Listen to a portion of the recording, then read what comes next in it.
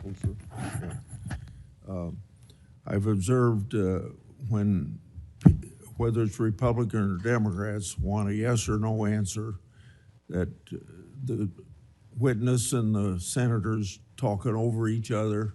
So I thought what I'd do this time, rather than have that happen, if there's something you don't get a chance to answer because of the demeanor of a Republican or Democrat senator, before we, when we get done with that questioner, I'd give you a chance to fill in if there's something you didn't get a chance to say. Since 2019, I've sought greater transparency about Jeffrey Epstein and the government handling of the matter. I've continued to investigate during this Congress. Director Patel, was Jeffrey Epstein an intelligence asset for the United States government or the foreign government? And if so, which agencies or governments? Mr. Chairman, I can only speak to the FBI as the director of the FBI, and Mr. Epstein was not a source for the FBI. Okay. Would you commit to providing my office with all classified and unclassified records relating to the Epstein matter? I will commit to providing all records I'm legally permitted to do so under the court orders.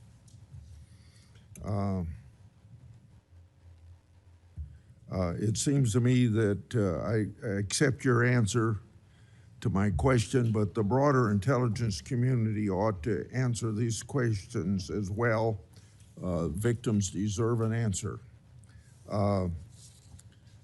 Regarding the initial FBI 1023 document that I made public last Congress, that document mentioned 1, text messages, 2, audio recordings, and 3, financial records that allegedly proved a bribery scheme with the Biden family and foreign interests. Regarding those records, did the Ray FBI make any effort to determine whether they existed?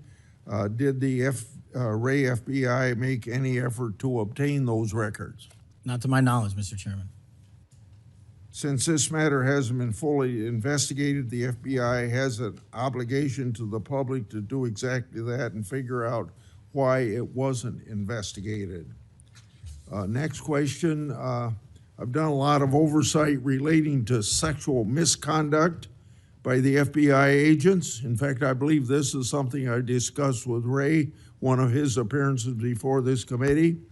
According to the FBI Inspection Division, it opened nearly 300 investigations based on sexual misconduct referrals between 2017 and 2024. According to whistleblowers, the Biden-Ray FBI totally dropped the ball on this question. One credible accusation of sexual misconduct is too many, of course. Are you committed to reviewing the Bureau's policies to ensure responsible responses to credible allegations of misconduct, that they're swift and adequately protect victims? Yes, Mr. Chairman. Relating to a similar subject, during child crimes and sexual misconduct related investigations, are any private sector companies less than cooperative with you? What improvements in information sharing need to be made to catch those criminals? Mr. Chairman, we can always do better with our private sector companies. I've reached out to the leaders of most of them, asking them to provide more material so that we can be responsive and take legal action and protect the youth of this country. I'm happy to discuss, possible legislation that we can do to allow for these companies to continue. Yeah. Say maybe 1 inch up on the microphone. Sorry. I think you're close enough, but I think it's just a little bit lower. When you raise your head, it's difficult to hear. Director Patel, since 2021, I've raised concerns about the Biden administration failure to properly vet Afghan evacuees. Director Gabbard informed my office that as of August 2022, approximately 1,600 evacuees located in the United States had ties to terrorism and other derogatory information. That's why I and many others have opposed bills giving blanket approval. Are you aware of what steps your predecessor took to investigate these evacuees? And what steps have you taken to investigate them? And what, if any, national security concerns still exist? Mr. Chairman, I can't speak to the steps my predecessor took, but I will make sure we do a sweeping review and get back to you on that. As far as the Afghan refugees and evacuees, as during my tenure, we are going through the databases to make sure that no known or suspected terrorists enter this country to harm our nation. And also, is my resolve as FBI director, one of the first acts we undertook was a manhunt of one of the Abbey Gate bombers and leaders in that crime spree that killed 13 brave Americans. And within 2 weeks, we caught one of the leaders of the Abbey Gate bomber and brought him to justice here in 2 weeks from Pakistan.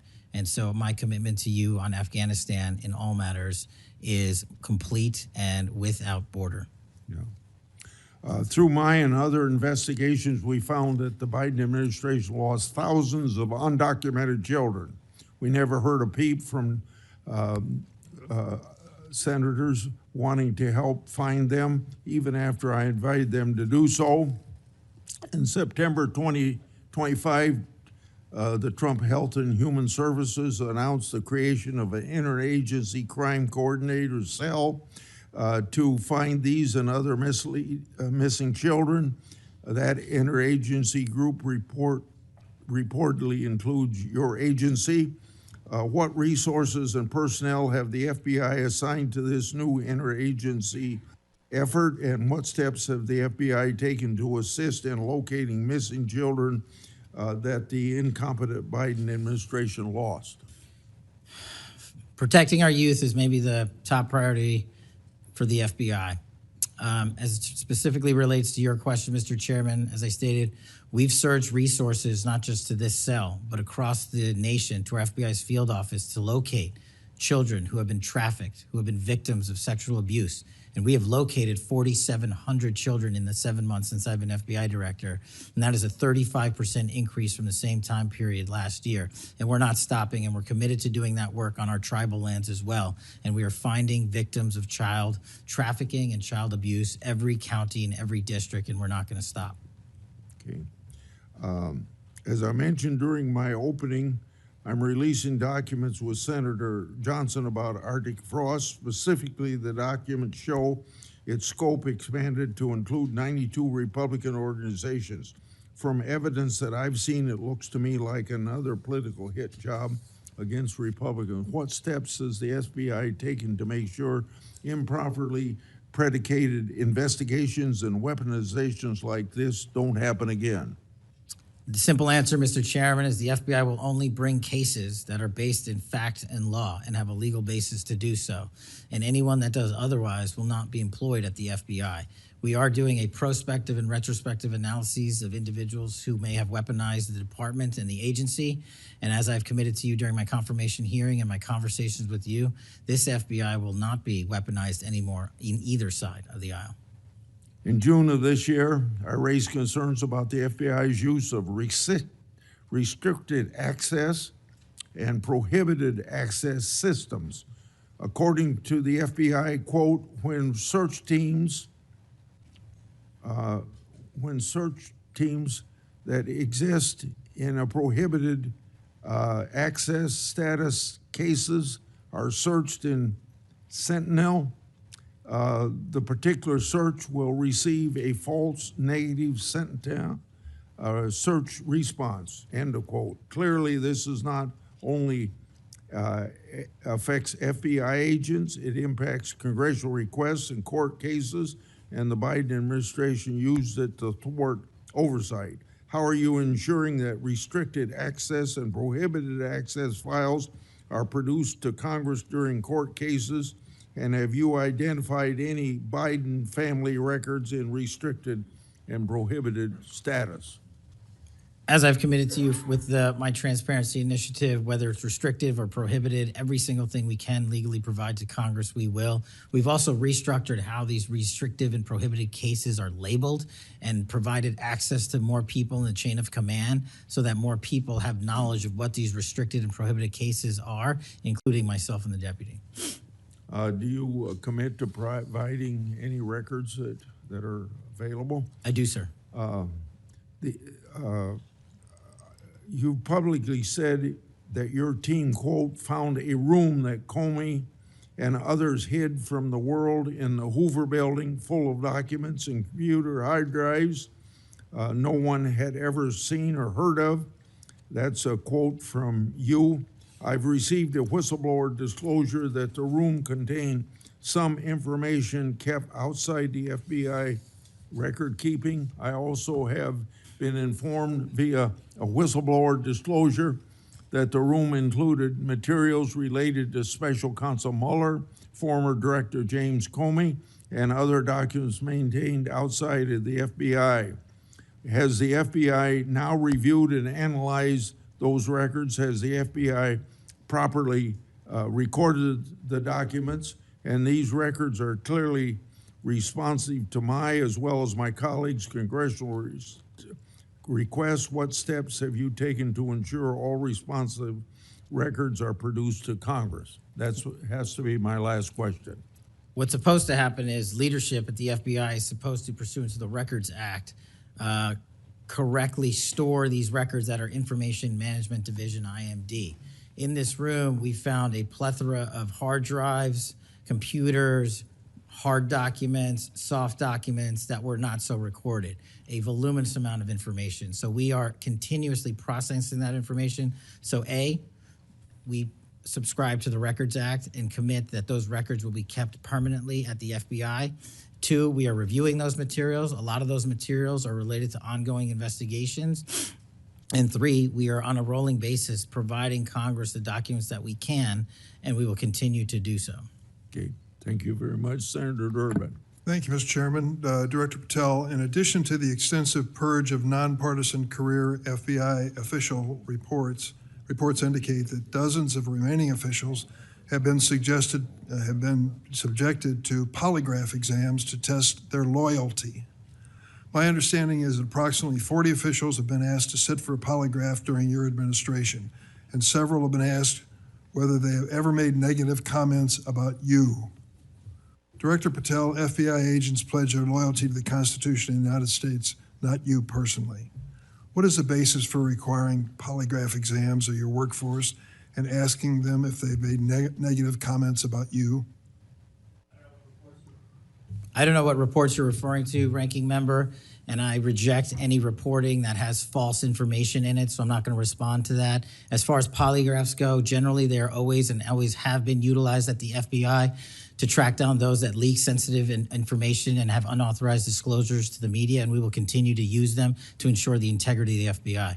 Did any individual on your senior executive team, the director's advisory team, or who serve in the positions on the 7th floor receive disqualifying alerts on their polygraphs? Senator, I'm not going to get into the personnel discussions that were had on a polygraph. Those are private discussions, and many of them relate to ongoing investigations. Did you or Attorney General Bondi provide any individual with a waiver so they could remain employed after they received disqualifying alerts on their polygraphs? I'll have to get back to you. You don't remember that? No, sir. My priority is protecting the American public, not getting into the weeds of polygraphs. And to have a decent memory when you come before a committee. I'm happy to talk about all the good work the men and women of the FBI are doing, including provided the lowest crime rate in American history. If you want to talk about how to protect the citizens of Chicago, has seen a 30% reduction in its murder rate because of the men and women of the FBI. You take credit for that? I'll happily do that. You The interagency partners and the men and women of the Chicago PD have never been more powerful. Include local law enforcement, please. Have you ever seen my testimony across this country where I always lead with our interagency partnerships with state and local law enforcement? It is the pillar of what I am doing. And on the 7th floor, for the first time in FBI history, I have installed police officers and sheriffs right on my 7th floor to report to us every day what's going around the country on the street level, because that is a priority of the FBI and is the only way we are going to work. I don't take credit for anything, but I will defend the men and women of the FBI and the cops that help us get it done. You should. Director Patel, to your knowledge, did a whistleblower ever make a disclosure to Attorney General Bondi indicating that the New York field office was withholding Epstein-related records? I'm not familiar with that whistleblower. You know that there was such a whistleblower? I'm not familiar with that whistleblower. In response to the blowback she received, Attorney General Bondi also pushed the FBI to review approximately 100,000 Epstein-related records on an arbitrarily short deadline in March, and the FBI was directed to flag any documents that mentioned President Trump. Nothing came of that review until July, when DOJ and FBI released an unsigned memorandum stating there is no incriminating client list. Why was this July 7th memorandum unsigned? Would you prefer I've used AutoPen? Why was it unsigned? The memorandum had the insignia of the Department of Justice and the Federal Bureau of Investigation. And in our effort to secure transparency for the American people, because the 3 prior administrations had not done so, we conducted an exhaustive search of everything related to the Epstein cases, and we produced what was legally and permissibly able to be produced to Congress and the American public. So and there's a congressional subpoena, and we're continuing to do so. Did you personally direct that investigation so that you would sign such a... Did I personally direct what investigation? Of the Epstein records for any reference to President Trump?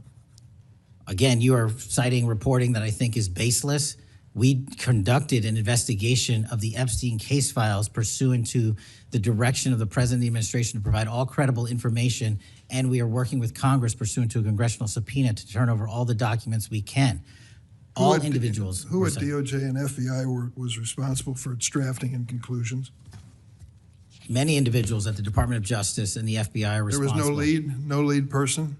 The Attorney General leads the Department of Justice, and I lead the FBI. So the Attorney General was responsible for that? The Attorney General leads the Department of Justice.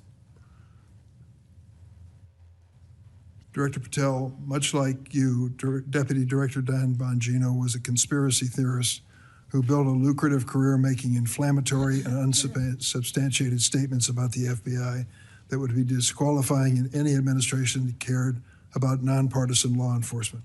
For instance, Mr. Bongino called the placement of pipe bombs outside the DNC and RNC headquarters on January 6, quote, an inside job, and went on to say this was a setup. I have zero doubt, and whoever goes into the FBI, you better get an answer about why. Director Patel, you and Deputy Director Bongino are now leading the FBI. What is the evidence to suggest the pipe bombs placed outside of the DNC and RNC on January 6 were an inside job? I appreciate the opportunity to discuss Director Bongino's mine record. So many on this committee and the media jettison our 31 years of public service. Can you answer the question, sir? I'm answering the question. You're questioning the integrity of the Deputy Director of the FBI and mine. If you found any and I'm evidence. going to answer the question. The pipe bomb investigation is ongoing, and I'm not going to discuss the details of the pipe bomb investigation. Mr. Bongino was a Secret Service agent for 15 years, a police officer for 5. I served this country in multiple administrations for 16 years. We were also private citizens, and we are now back in government service. And what we have the ability to do is set aside our personal beliefs to deliver the mission of justice for this country, and we're doing it day in and day out. And I find it disgusting that everyone and anyone would jettison our 31 years of combined experience that is now at the helm of the FBI, delivering historic results at historic speeds for the American people. So you have no evidence? I got a lot of evidence, and I'll give it to you when I can. Yeah, I'm looking forward to it. There's a New York Times story this morning about Chris Meyer. As I understand it, he was your personal pilot, at least for some period of time. Mr. Meyer has quite a record himself. Flew over 350 hours as an Air Force pilot on 3 aircraft types in Afghanistan.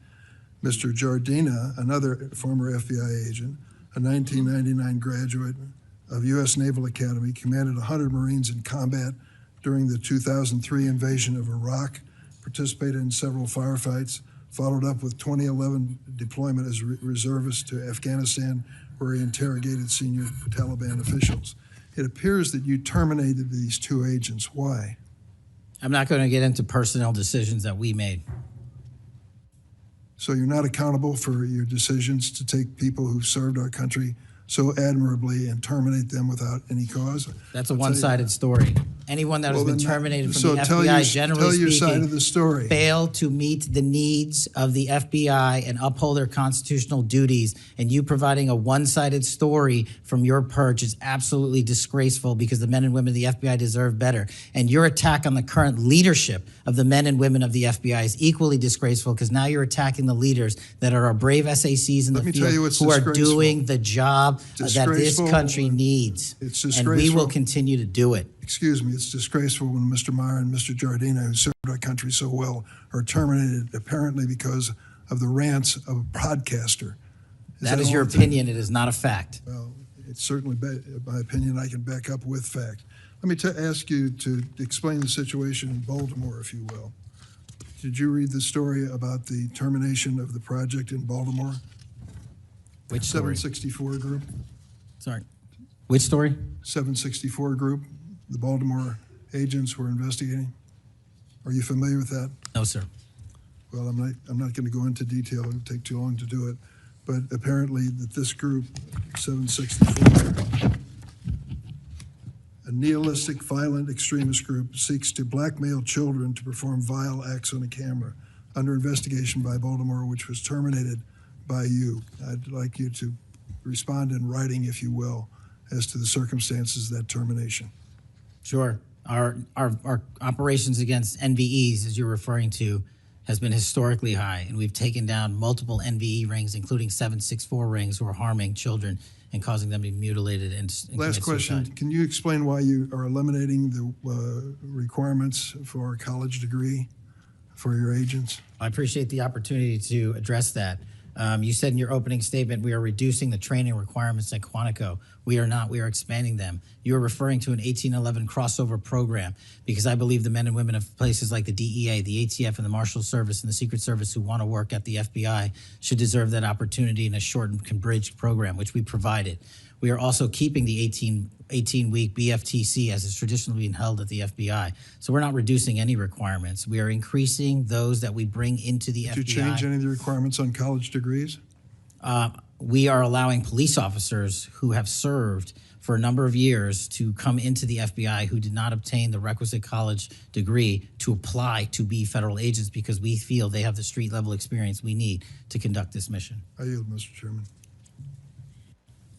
I have to respond to this business about you not treating employees properly, because I served under the previous administration when Democrats willingly turned a blind eye to Biden administration retaliation against my whistleblowers.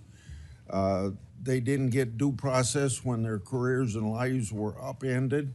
I'm talking about people like Dina Perkins, Jeffrey Veltri, Timothy Dunnan were removed from their positions. Several whistleblowers were reported that they targeted FBI employees for their political beliefs by suspending and revoking security clearances. One FBI whistleblower said that Perkins, Vetri, Dunnan, and other FBI leaderships were, quote, responsible for what happened to me and my family. Ensuring that they no longer work at the FBI isn't retribution, it's responsible leadership. Another whistleblower that is a registered Democrat said they spoke out against abuses in security clearances processes committed by FBI senior leaders, particularly Veltri and Perkins. Then Perkins and Dunnan suspended their security clearances and put them in unpaid leave. I'm going to put some more examples like this in the record so I don't take up a lot of time for my colleagues. Senator Graham. Thanks, Senator Graham.